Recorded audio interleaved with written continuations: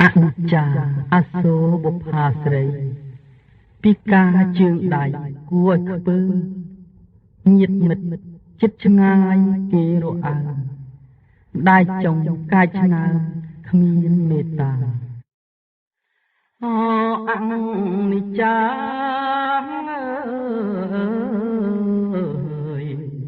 ស្រស់ស្រីបុប្ផានារីកំសត់ចុកណែនខ្លោចសាអរារន្ធត់នារៀងប្រះប្រត់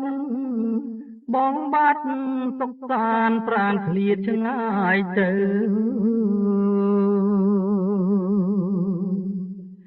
នឹកឡើងទូចិត្តមានបានភេទិតឥឡូវពីលទៅត្រាច់ចរង្គត់តាមដងព្រៃជ្រៅមានទិសទីដៅមិនដឹងចិត្តទៅទីពឹងអ្នកណាហេតុតែពីកាមានញាតរាប់រកស្រស់ស្រីបន្លករស់រែងទុកការំពឹងអើពុកទុកណែនអរាម្ដាយចង់រឺស្យា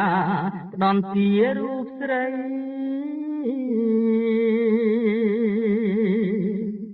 ហើយចង់សួរស្លាប់ប្រសើរគួរគប់ជាជាងរស់នៅ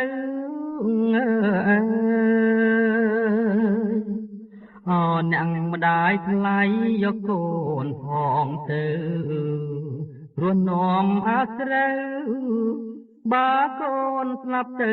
បិទភ្នែកចិត្តអើយ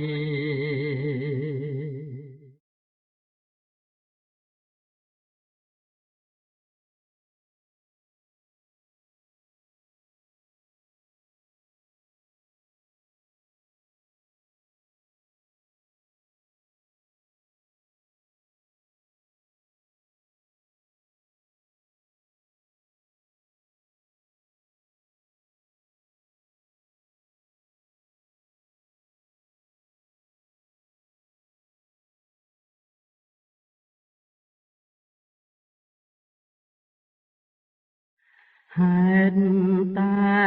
ពីកាមានញាតរាប់រកស្រស់ស្រីបន្លករស់រែងទុកការំបឹងអើពុកទុកណែនអរាម្ដាយចង់រឺស្យាផ្ដំជារូបស្រី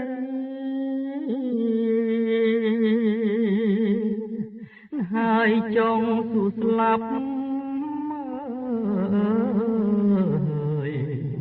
ប្រសើរគួរគប់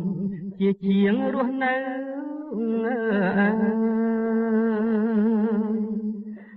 អ្នកម្ដាយថ្លៃយកកូនផងទៅរស់នាំអាស្រូវបើកូនស្លាប់ទៅបិទភ្នែកចិត្តអើ